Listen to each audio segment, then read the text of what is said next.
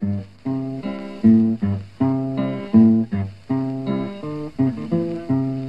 evening as the sun went down and the jungle fire was burning, down the track came a hobo hiking, and he said, "Boys, I am not turning. I'm headed for a land that's far away, beside the crystal fountains. So come with me, we'll go and see the big rock candy mountains. In the big rock candy mountains, there's a land that's fair and bright, where the handouts grow on bushes and you sleep out every night, where the boxcars all are empty and the sun shines every day on the birds and the bees and the cigarette trees, the lemonade springs where the bluebird sings. In the big rock candy mountains, in the big rock candy mountains, all the cops have wooden legs and the bulldogs all have rubber teeth and the hens lay soft-boiled eggs. The farmers' trees are full of fruit and the barns are full of hay.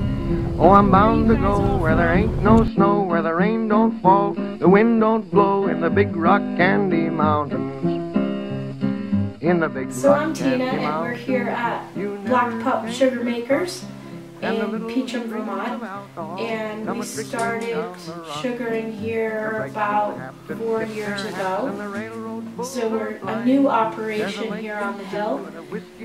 We are an organic maple sugaring producer, so we go through the process of having our maple syrup and our whole production certified organic in the state of Vermont. We tap about 2,000 trees, and our yield varies depending on the weather of the year. Last year was a good year for us, like it was a good year for many people around the state of Vermont. We use lines, we don't use buckets, so we collect our sap into a large stainless steel tank, and then we pump it to the sugar house. We have a reverse osmosis machine which takes some of the water out of the sap and makes the evaporation process go a little more quickly. I'm Dylan Gombis. I'm from Peacham, Vermont, and we have a sugaring house in Peacham, Vermont. The best part, I would say, is probably being around family in the sugar house, you know, having some food, just enjoying the time. And the worst part is probably cleaning up after you're done sugaring all the crud, if you could say, and walk around out in the woods, checking all the taps, just because it's a ton of walking and it takes a lot of time. So. This is the line right here, and then we drill a hole into the tree right here. I can find the last one. One of them was right here. There's a hole. You drill a hole into the tree and you put it at somewhat of an angle so it comes out. And then you tap the next maple tree. So you just undo this and put it into the hole. Like the tap was here. That's why it's starting to spread a little bit. And then the line goes down into the main line, which is the black line. And that goes down to the bottom of the hill. There's a 500-gallon tank at the bottom of the hill. But from the bottom of the hill, there's a pump, a water pump, and we flip a switch in the sugar house and we pump the sap up through this big 2-inch line. So it just comes up and it goes into, there's a 5,000-gallon tank, I believe, or 3,500-gallon tank, I can't remember. The sap gets pumped into that by using the vacuum pump here, which just sends air throughout the lines, like pushing the sap up through. So yeah, that's basically how the line and how they get it back up here, how that works.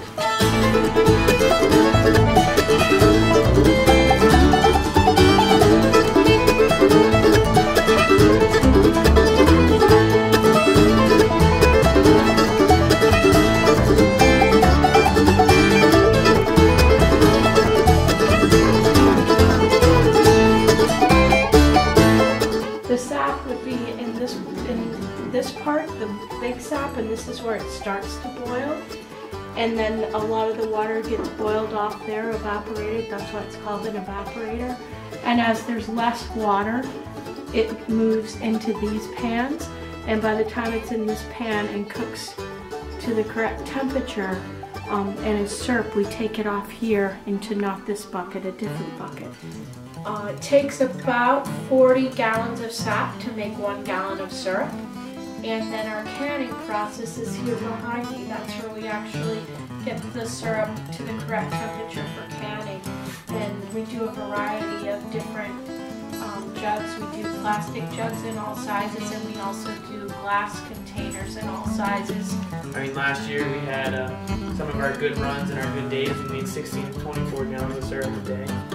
The temperature in the spring has a huge impact on what happens with sugaring. So you want nights that are cold, below freezing, down in the 20s, preferably low 20s, and then days getting warm into the high 30s and low 40s. And if it does that, the sap runs for a really long time and you get good runs of sap and nice clear sap. If you have warmer nights, when you start having nights that aren't below freezing, then the sap run diminishes, and when you stop having the freezing nights, then you don't get the sap.